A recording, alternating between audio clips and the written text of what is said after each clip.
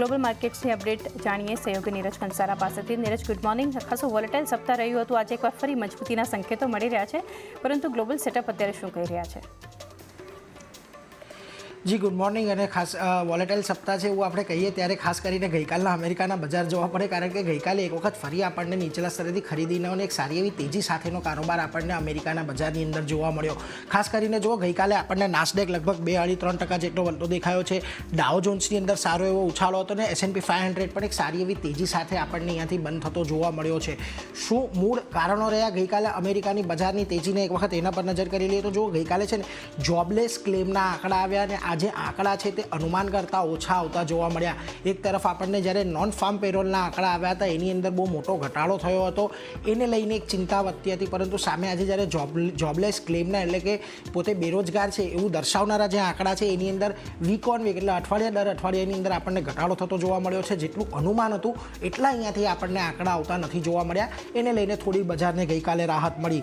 બીજી તરફ નવેમ્બર 2022 બાદ S&P 500માં આપણને સૌથી વધારે તેજી ગઈકાલના સેશનની અંદર આપણને જોવા મળી. જુઓ, લગભગ 3% જેટલો S&P 500 ગઈકાલે આપણને વધતો દેખાયો. બીજી તરફ ટેકનોલોજી શેર્સ ગઈકાલે સારા એવા વધતા દેખાયા, જેને કારણે નાસ્ડેકની અંદર આપણને તેજી આવતી જોવા મળી. અને ખાસ કરીને જે સપ્તાહની શરૂઆતની અંદર આપણને નિક્કેઈની અંદર જે એક ચિંતા જોવા મળી હતી કેરી ટ્રેડની, JP મોર્ગનનું કહેવું છે કે લગભગ 75% જેટલા કેરી ટ્રેડ હવે સિસ્ટમમાંથી આપણને અનવાઇન્ડ થતા જોવા મળી ગયા છે. એટલે હવે અહીંયાથી એ કેરી ટ્રેડને લઈને જે એક મોટી ઉથલપાથલ જોવા મળી હતી તે આપણને આવનારા સમયમાં હવે અહીંયાથી નહીં જોવા મળે. એક વખત ગઈકાલના સેક્ટર્સ અને સ્ટોક પર નજર કરી લઈએ, જ્યાં આગળ આપણને ઉછાળો જોવા મળ્યો US માર્કેટની અંદર.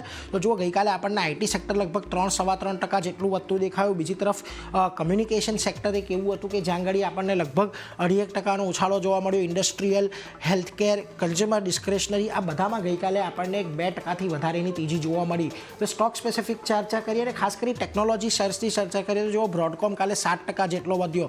એનવીડિયા, AMD, ક્વાલકોમ, મેટા આ બધા સ્ટોકમાં ગઈકાલે આપણને એક જોરદાર તેજી સાથેનો એક કારોબાર આપણને જોવા મળ્યો. પરંતુ આ બધાની વચ્ચે બેંક ઓફ જાપાનનું પણ એક નિવેદન આવ્યું છે જેના પર નજર કરવી જરૂરી છે. બેંક ઓફ જાપાને કહ્યું છે કે હજી અહીંયાથી પણ આગળના સમયમાં વ્યાજદર ત્યાં આગળ કદાચ વધી શકે છે. હવે વિચાર કરો, 17 વર્ષ આ દેશ એવો હતો કે જેણે ઊંચા વ્યાજદર જોયા નથી, નેગેટિવ વ્યાજદરો જોયા છે. એટલે કે અને ખાસ કરીને હવે અહીંયાથી તેમણે વ્યાજદર વધારવાના શરૂ કર્યા છે અને હજી કહી રહ્યા છે કે હજી અહીંયાથી આપણને વ્યાજદર વધતા જોવા મળી શકે છે. એટલે કદાચ જો કોઈ બીજા અત્યારે પણ કેરી ટ્રેડ થાય છે તો પછી એના પર જ્યારે પણ વ્યાજદર વધશે થોડી ઘણી આપણને ઇમ્પેક્ટ આવતી જોવા મળે. પરંતુ આ બધાની વચ્ચે આજે તમે એશિયાના બજારોને જુઓ, ત્યાં પણ આજે સારી એવી તેજી છે. નિક્કેઈની અંદર ધીરે ધીરે જુઓ 1.5%ની તેજી આજે આવી છે. શાંઘાઈ હેંગસેંગ થોડાક પોઝિટિવ છે.